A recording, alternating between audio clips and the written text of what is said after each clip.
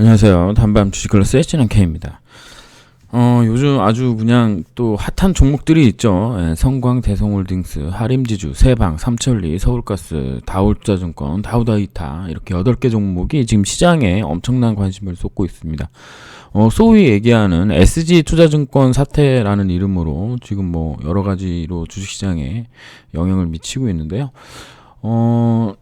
제가 이 종목들을 엄청나게 사랑한다거나 좋아한다거나 그런 건 아닙니다. 그냥 제가 예전에 이제 영상을 이제 올리면서 이런 종목이 있습니다. 이렇게 가는 종목이 있는데 삼천리나 서울, 그때 제가 봤던 건 삼천리라는 종목이었던 것 같은데, 이 종목이 왜 한국경제방송이나 이런 데서 왜 언급이 되지 않는지 엄청난 그 시세가 나오고 있는데, 그런 부분에 좀 의문을 품었던 적이 있었는데, 그랬던 종목이 이렇게 또 세력주처럼 움직이다가 지금 급격한 하락으로 다시 이제 원래 자리로 이제 복귀하는 흐름이 보이고 있었는데요. 이거를 이제 보면서 이게 이제 사건 전말이 어떻게 되는 건가 좀 이제 뉴스도 조금 찾아보고 그러다가 이제 나름대로 이제 결론이 내린 걸 여러분들에게 좀 말씀드리도록 하겠습니다. 이게 이제 정확하거나 그런 건 아닙니다. 그냥 제가 일반적으로 알고 있던 세력에 관한 내용들이 여기에 이제 많이 있었기 때문에 이제 그런 부분들에 관련돼서 말씀드리고, 개인 투자자들이 어떻게 이제 주식시장에 대응해야 되는지에 대한 부분도 좀 고찰해 보면서 이 사태를 좀 생각해 보도록 하겠습니다. 제 영상 보시는 분들은 이런 종목들을 하셨거나 혹은 물려 계시지 않을 거라고 이제 생각을 하는데요. 이제 이 영상이 이제 올라가면서 이제 또 많은 분들이 또 관심을 가져주면 좋겠는데, 저는 이제 거의 찌끄레기 같은 발톱의 때 같은 유튜버이기 때문에 그런 일은 없을 거라고 생각합니다.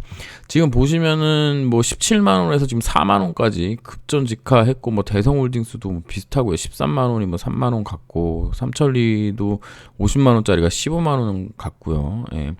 서울가스도 50만원짜리가 13만원 갔고, 다올투자증권 같은 경우에는 6천원짜리가 반토막 났고요. 다우데이터 같은 경우는 55,000원짜리가 17,000원 갔습니다. 이게 어떤 구조인지 한번 보면은, 기술자라고 소위 일컬어지는, 요즘에 이제 얼굴도 나오고 자기도 이제 당했다 이러고 있는데, 나쁜 놈들이죠. 사실은 나쁘신 분들입니다. 요즘에 갑자기 이제 그 증권 관련돼서 연락이 잘 안 와요. 연락 와가지고 우리 개인 투자자들이 힘을 모아가지고 이 종목을 여기서 이제 때려 올려 붙여가지고 기존 세력들을 전부 이기면 개인들의 승리가 아니겠느냐 이런 식으로 얘기하면서 막 투자 유치하시는 그런 분들과 이제 통화도 해본 적이 있는데, 하루에 문자 한 10건 정도, 전화로는 한 3, 4건 정도 기본으로 오는데요. 며칠 동안 전화를 거의 받아본 적은 없고, 문자도 급격하게 줄었습니다. 여러분들도 아마 똑같지 않을까 생각하는데요. 여기 이제 기술자라고 소위 일컬어지는 사람이 이제 종목을 선정하고 이제 통정 매매를 이제 주도하는 사람이고요.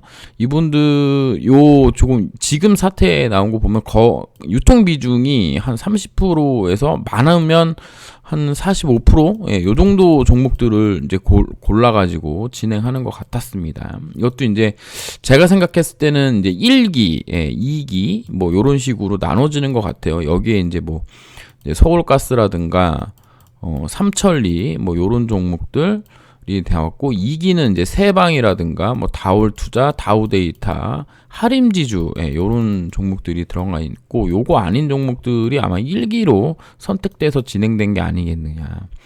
그러니까 적으면 한 3개 종목, 많으면 4개 종목이라고 보고 있고, 제가 아까 말씀드렸던 다우데이터라든가 다올이라든가 하림 요런 애들은 좀 곁다리로 들어갔다가 결국 요 새롭게 들어온 종목들에서 문제가 일어난 걸로 지금 저거는 보고 있는데요. 어쨌든 이 기술자라는 사람이 종목 선정하고 요런 가치주를 선정한 다음에, 요렇게 가치주를 이렇게 선정한 다음에 투자자들 이렇게 이제 모아가지고 진행한 거다, 이렇게 보시면 되겠습니다. 그래서 제가 생각했을 땐 대성홀딩스, 성광, 삼천리, 서울가스 정도가 초기에 아마 사람들을 모으던 그런 형태가 됐던 것 같아요. 얘네가 이제 뭘 했냐면은 투자자들한테 돈을 받아가지고, 투자자들이 이제 돈을 냈을 거 아니에요. 그래서 요거를 CFD라는 요즘 이제 신용이라고 해야 되나? 이제 장외, 뭔지 뭐, 어쨌든 원금의 2.5%까지 투자금을 늘리는 방법으로, 네, 아이고, 네. 죄송합니다. 원래 이러면 안 되는데, 네, 투자금을 늘리는 방법으로, 진행을 한 것 같아요. 그러니까는 여기에 뭐 이제 의사, 뭐 임창정, 뭐 박혜경, 뭐 이런 분들이 지금 뭐 있고 이제 개인 투자자들이 엄청 있겠죠. 이분들에게 이제 핸드폰을 제공을 해서 그 핸드폰으로 아마 알뜰폰 같은 거 뭐 했겠죠. 뭐 가장 저렴한 걸로 거기에 이제 계좌를 개설하고 아이디 비번까지 다 받아가지고 진행한 것으로 보입니다. 그러니까 뭐 그냥 돈을 맡긴 거죠. 그냥 돈을 맡겼는데. 임창정이 아무리 뭐 20억을 투자해서 60억이 됐다가 뭐 지금 마이너스 60억이 되느니 뭐니 말을 해도 제가 생각했을 때는 우리가 이제 그 금융실명제인가? 이거 한 지가 언젠데 그걸 몰랐다라는 거는 말이 안 되고 가담한 겁니다. 그냥 한마디로 따지면 그분들의 죄를 뭐 부정할 수는 없다고 생각을 해요. 뭐 이제 뭐 처벌이나 뭐 이런 것들은 별개로, 그러니까 완전 위탁매매, 그러니까 사모펀드에다가 계약서를 쓰고 하는 게 아니고 제가 뭐 봤더니 뭐 이제 전화통화 뭐 이런 걸로 진행한 것 같은데 어쨌든 불법적인 거는 맞습니다. 뭐 아무리 주식에 대해 모르고 뭐 했다고 하더라도 은행 가서 통장 계산할 때도 신분증 내고 하는데 뭐 어쨌든. 그 부분은 뭐 저희가 신경 쓸 건 아니고 어쨌든 요거를 2.5배까지 불려가지고 합니다. 이게 이제 신용의 개념이기 때문에 그 잔고 비율이 맞지 않으면 반대 매매가 나갑니다. 이 부분이 이제 좀 중요했던 사항으로 보고요. 그리고는 뭐 주가 조작단이 조조 파티라 그래가지고 1조 운영이 되면서 이 친구들이 뭐 파티를 가졌다고 하는데 이게 그러면 어쩌면 이 친구들이 했던 최대 금액이 3.5조까지도 가능한 겁니다. 1조에 뭐 2.5배까지 주니까 2조 5천억을 더 주는 거니까요. 총 3.5조까지도 뭐 1조도 엄청 큰 돈이죠. 1조도 엄청 큰 돈인데 이거를 뭐 3.5조까지 돌렸다는 얘기는 뭐 이제는 뭐 난리가 난 거죠. 난리가 난 겁니다. 제가 봤을 때는. 그래서 이제 처음에 시작했던 기술자가 있고 이 기술자들이 3.5조를 다 굴릴 수가 없으니까 여기저기 이제 기술자들 불러다가 제가 생각했을 때는 이런 식으로 꾸미고 여기 있는 기술자들이 전부 다 이 기술자한테 이렇게 지령을 받아가지고 했겠죠. 그러면 이제 여기 이제 기술자들이 누구냐? 그럼 이 기술자들이 원래 처음에 했던 영업사원 같은 애들이 있을 거 아니에요. 그 분들이 이제 독립을 하는 개념인 거죠. 독립을 하는 개념으로 이렇게 나와가지고 이런 식으로 하지 않았을까. 왜냐면 이게 그 어느 한쪽에서 배신하면 이게 난리가 나는 구조거든요. 왜냐면 이게 CFD로 묶여 있고 이거의 레버리지를 이제 전부 다 쓴다 그러면 믿지 않는 그러니까 기존에 있던 뭐 그 세력이랑 손잡고 한다? 이건 진짜 힘든 일입니다. 왜냐면 얘네가 돈 보고 그냥 날르면 답이 없는 거거든요. 그래서 아마 이런 식으로 몇 년간에 걸쳐서 제가 차트로 확인한 바로는 한 3년 전부터 세팅해서 한 2년 정도 전에 그때부터 시작한 것으로 보입니다. 뭐 10배 뭐 보내고 했으니까 뭐 대박이었던 걸로 같아요.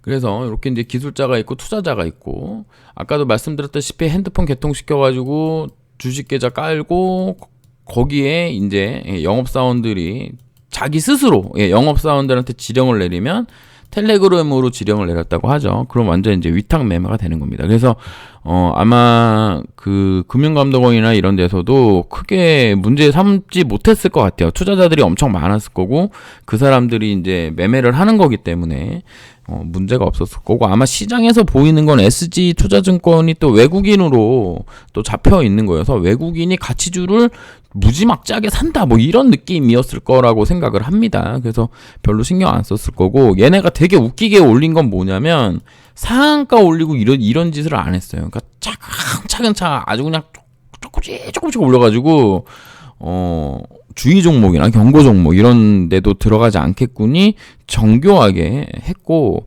하루 거래 대금이 막 25억, 100억 미만으로 나오게 움직였기 때문에 특별히 시장에서 관심 갖기도 어렵고, 게다가 또 호재나 이런 걸 들고 올라가는 게 아니었기 때문에 뭐 가치주 성격으로 올라간다 이 정도로 이제 시장에서 파악할 수, 그러니까 시장에 눈에 잘 안 띄었다는 거죠.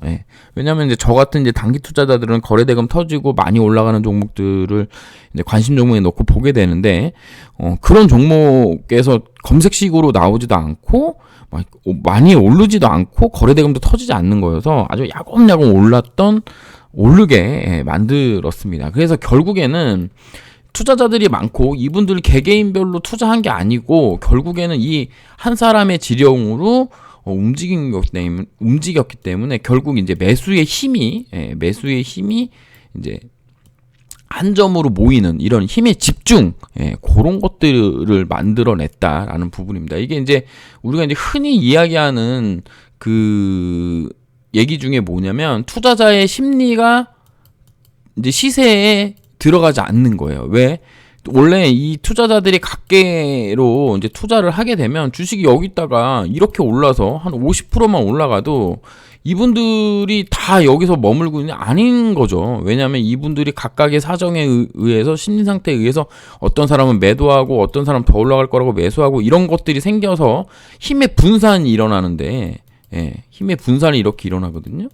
근데 이 기술자가 핸드폰을 개통시켜서 이렇게 한 걸로 자기 혼자 매매하는 것처럼 되는 거기 때문에 이게 힘의 집중, 한 점에 이제 딱 이제 모이는 요런 효과로 결국에는 집중적인 힘이 들어가면서 매수가 됐다. 요 부분이 이제 제가 생각하는 세력이 진짜 가지고 있는 진정한 힘이라고 생각하거든요. 물론 이제 돈의 규모도 중요하지만 힘의 집중, 그러니까 이 곁다리로 있는 투자자들의 매도세를 싹 잡아먹고 심리를 바꿀 수 있는 것은 결국 힘의 집중밖에 없는데 그거를 이제 이루어낸 거죠.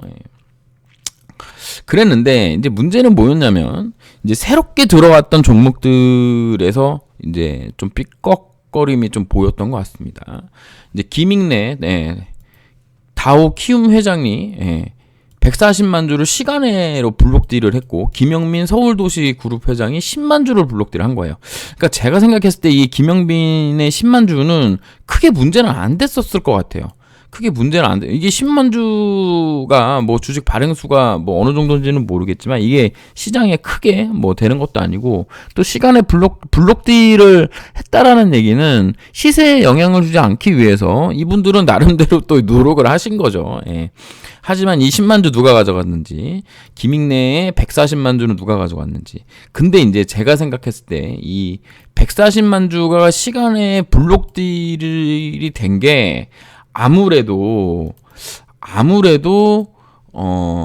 그 세력들, 그러니까 소위 얘기하는 이제 기술자들 사이에서 뭔가 좀 심리적인 변화를 일으켰을 거라고 봅니다. 왜냐면 요런 거 전부 다 이제 그 공시사항이거든요. 그래서 보시면 막 이거 서울가스거든요. 서울가스. 제가 생각했을 때는 2021년이나 2020년 9월부터 여기 21년 5월 요때쯤에 이 친구들이 이제 시작한 거라고 저는 이제 보고 있는데요. 여기서 이제 블록딜이 나온 거거든요. 여기서 블록딜 나오고 며칠 있다가 이제 깨졌고요.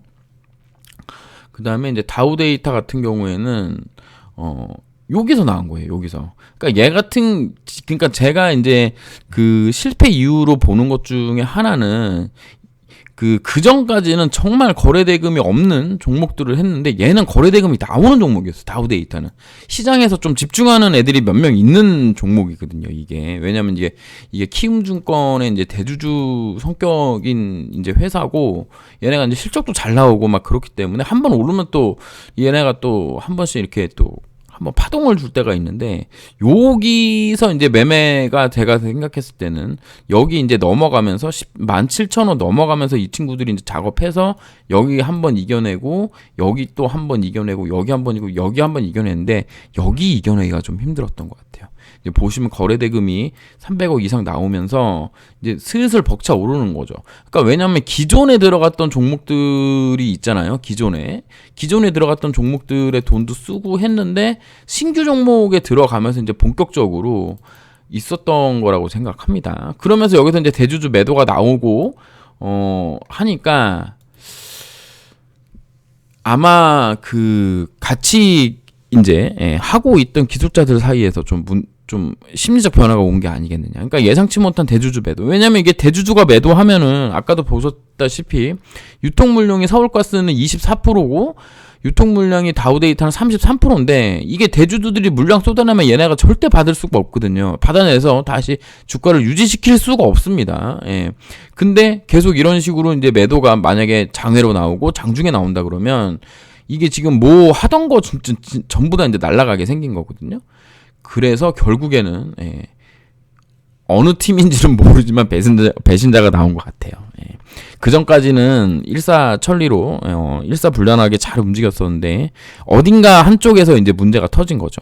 어디가 한쪽에서 문제가 터진 겁니다. 그러니까 그 전까지 뭐 이 친구들이 뭐 대주주들이랑 뭐 어떤 교감이 있었는지 뭐 밥이라도 함께 먹었는지 술이라도 한잔 했는지는 모르지만 그게 만약에 아닌 상황이었다 그러면 대주들 입장에서는 주가 자기가 생각했을 때 이 정도까지 올라갈 건 아니었는데 너무 많이 오른 데다가 뭐 상속세니 뭐니 뭐 이제 그 후계구도 이런 걸 생각했을 때 주가가 많이 올랐으니까 이제 팔 필요가 있는 거죠. 팔아서 이제 누구한테 주고 할 그런 게 있었던 거라고 생각을 합니다. 만약에 그런 것들이 이게 조율이 안 돼서 대주주들의 그러니까 블록딜이 나온 거라 그러면 문제가 생긴 거죠. 근데 아까도 말씀드렸다시피 이거 블록딜 나온 종목들을 보면은 이게 최근에 작업한 종목들입니다.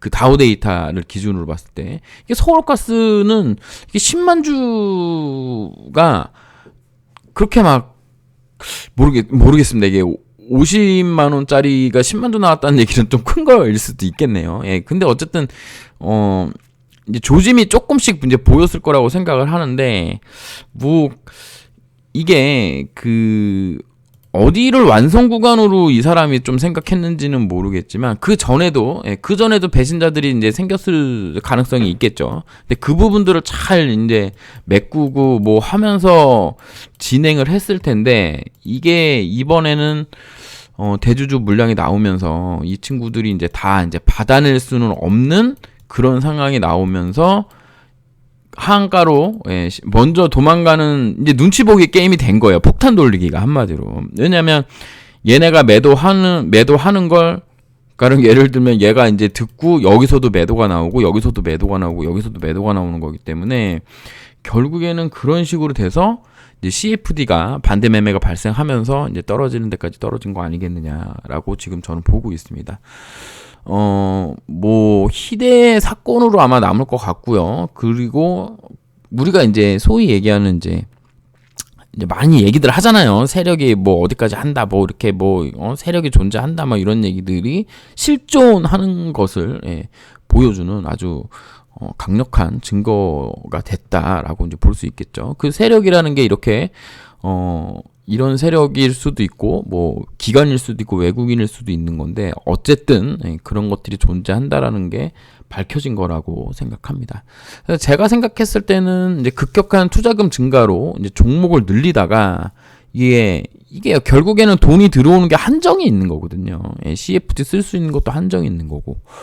그러다가 이제 기존에 그러니까 새로운 종목을 늘려서 새로운 종목으로 갔는데 여기에 있던 기존 세력 이거는 이제 대주주도 될 수 있는 거고 뭐 원래 대주주랑 결탁한 세력이 있었는데 그들이 움직이지 않는 상황에서 신규 세력이 들어와서 주가를 올리니까 여기 주인은 나야 하고 이제 표시하면서 한 종목에서 이제 대량 매도가 나오면서 이게 이제 하한가 두들겨 맞으면서 이게 그러면 하한가 두들겨 맞으면 어떻게 되냐면 종목이 8종목으로 나눠져 있고 뭐 현금 비중이라든가 뭐 이런 게 있었는데 한쪽 종목이 무너지니까 담보 비율이 안 되면서 모든 종목에 전부 이제 반대 매매가 걸려버리는 그런 상황이 아까 봤던 그 여러 기술자들, 이 기술자 사이에서 이제 다 나온 거죠. 예, 그래서 이게 망했다라고 저는 이제 생각하고 있습니다. 뭐 이게 맞고 틀리고는 사실은 이제 그 중요한 문제는 아니고 우리가 이제 여기서 이제 생각해야 되는 문제를 제가 이제 좀 정리를 해봤는데요. 일단 매수의 힘이 이제 집중돼야 시세가 나온다. 그러니까 개인의 힘으로는 주가 부양이 매우 힘들다. 그래서 우리가 이제 소위 얘기하는 시초가, 시초가와 종가를 만드는 거는 이제 세력이 만든다라고 얘기를 하는데요. 여기서는 왜냐면 이제 한 점으로 이제 모이거든요. 그러니까 세력의 의지가 개입돼서 시초가가 만들어지고 종가가 만들어진다라는 얘기가 있고, 그 다음에 어디 박스권에 고가를 돌파할 때 거래대금이 터지면서 여기 고가 돌파할 때도 이게 이제 힘의 한 점이 모여야 됩니다.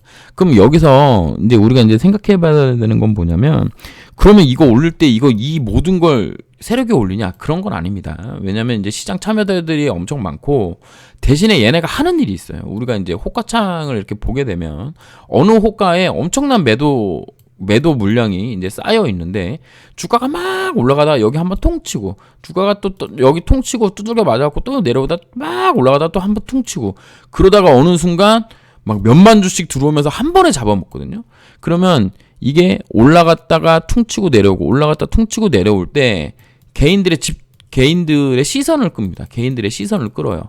그러다가 여기를 한 번에 확 잡아먹는 모습이 나오면 이때 이제 저 같은 단타하는 분들이라든가 여기 이 종목을 좋게 보고 있던 이제 그러니까 그 잠재적 매수자들이 같이 매수를 하면서 순식간에 잡아먹으면서 주가를 올립니다. 그러면은 세력들이 하는 거는 결국에는 이 친구들이 유통 물량을 일부 잡아먹으면서 이 정도면 핸들링 가능한 수량 정도까지 먹고 그리고 나서 매도 물량을 잡아먹는, 여기에는 이제 자기들의 매도 물량이 있을 수도 있습니다. 그러면 매수하면서 여기 매도 물량 빼고 막 이런 거는 이제 적절하게 조절하면서 한 번에 잡아먹는 형식으로 모습을 보여주면은 개인들이 또 달려들어서 하는 거죠. 그러니까는 힘을 어느 한 점에 집중시키고 이 모습을 보고 개인들의 힘도 집중되면서 이게 여기 있는 큰 매물대가 이제 돌파되는 거라고 보시면 되거든요. 그래서 이제 그런 식의 역할을 세력들이 하는데, 결국 이 세력이 없으면 어디 뭐 신고가가 나온다거나 어디 뭐 그 박스권 고점 돌파한다거나 이런 게 이제 매우 힘들다. 그러니까 완전 세력이 개입하지 않고 일반 개인들끼리만으로는 이게 좀 어렵다라는 부분을 우리가 좀 이제 요 사태를 이제 보면서 좀 이해해야 된다고 보고요. 결국에는 대주주가 뭐예요? 대주주가 뭐 1000만 주 가지고 있으면 여기에 뭐 60% 가지고 있다 그러면 이 친구가 두들겨 내면은 이 친구가 매도하기 시작하면은 어떤 세력도 막을 수 없습니다. 그러니까 세력의 가장 기본은 대주주예요. 이분들이 뭐 묵인해주거나 혹은 이제 계속 뭐 이렇게 뭐 관심이 없다거나 뭐 이런 게 아니고 이분들이 적극적으로 시세에 참여하는 상황이 오면 결국에는 세력도 그냥 한낱 나부랭이가 되는 거다. 그래서 대주주가 이제 중요한 거죠. 그리고 끝까지 상승하는 종목은 없다. 이게 이제 매우 중요합니다. 이거 관련돼서는 뭐 에코프로니 뭐 요번에도 이제 많이 상승한 종목들이 있는데 그 종목들이 뭐 언제까지 막 이렇게 올라갈 것 같지만 결국에는 떨어진다는 거죠. 결국에는 떨어진 거죠. 어디에선가 떨어진다는 겁니다.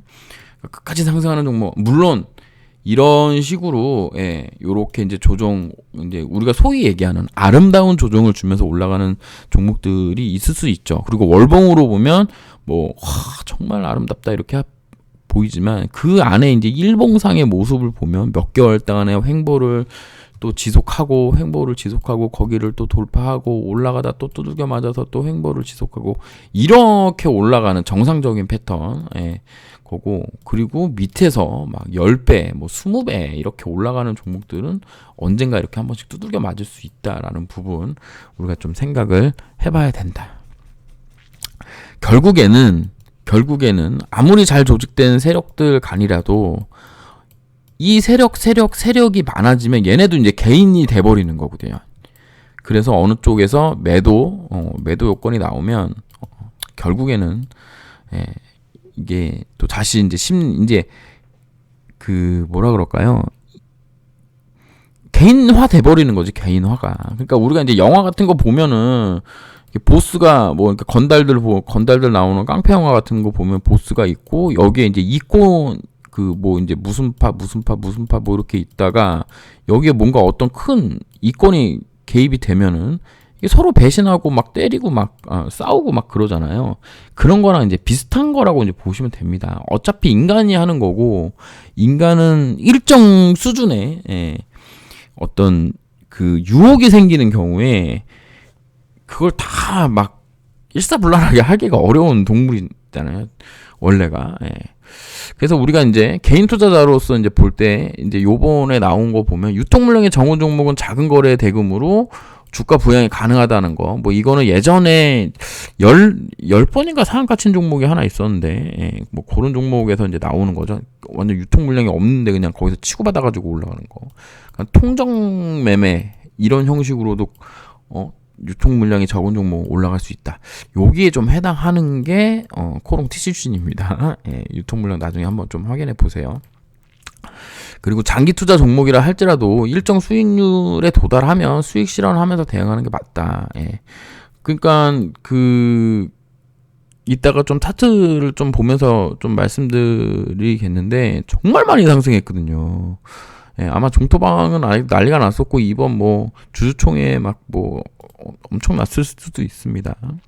그리고 우리 개인들은 이 세력이 이용하는 이 시세를 이용해서 수익을 내는 게 맞지. 뭐 아니면 아예 저점 라인에서 사서 장기로 이렇게 올라가는 거 보는 게 맞지. 우리가 막 세력이 돼서 뭘 할 수 있다? 그런 건 좀 어렵다라고 이제 보는 게 맞겠습니다. 물론 이제 동학개미 운동이니 뭐 하는 게 있더라도 그 동학개미 운동의 힘을 한 점에 모이게 하는 건 결국엔 그 지점에 힘을 쏟아붓는 어떤 존재가 존재한다는 거죠. 그게 이제 개인들의 어떤 뭐 심리가 이제 한 점으로 뭉쳐져 가지고 나올 수도 있는 부분이기도 하지만 어쨌든 그 동기를 이끌어내고 모멘텀을 이끌어내는 건 세력이기 때문에 우리는 이제 세력을 이용해야 되고 그리고 이게 가장 중요합니다. 그 문자 뭐 그리고 뭐 저를 사칭한 찌남케이를 사칭한 뭐 카톡 막 이런 거에 현혹돼 가지고 뭐 수익률을 제한하면서 막 뭐 이렇게 HTS를 깔아라, 뭐 종목을 줄 테니 뭐 어떻게 하라 하는 거에 절대 속으시면 안 됩니다. 이게 주식 투자는 자기가 매매를 해서 수익이 나야지 어떤 뭐 남의 얘기를 듣고 그거를 추종해가지고 수익을 내게 되면 나중에는 결국에는 망하게 돼 있어요. 왜냐면 내 기준이 없는 거거든요. 내 기준이 없기 때문에 만약에 이거 리딩해 두는 사람이 뭐 교통사고로 죽었다. 그럼 어떡하실 건데. 그러니까 그런 부분들을 좀 생각하셔야 됩니다. 그래서 누군가가 어떤 얘기를 해주고 어떤 뭐 시세의 방향이라든가 뭐 이런 부분을 얘기해준다 하더라도 매매의 책임은 다 본인에게 있는 거잖아요. 그러니까 그거를 참고해서 뭐 하는 거지 그 말을 똑같이 따라 하다가 손해가 났다 뭐 수익이 났다 뭐 이렇게 막 일희일비하면서 그러실 필요는 없다라고 저는 이제 생각합니다. 그래서 수익률을 미끼로 접근하는 사람들한테는 절대 믿으면 안 된다라는 말씀을 추가로 더 드리도록 하겠습니다. 그래서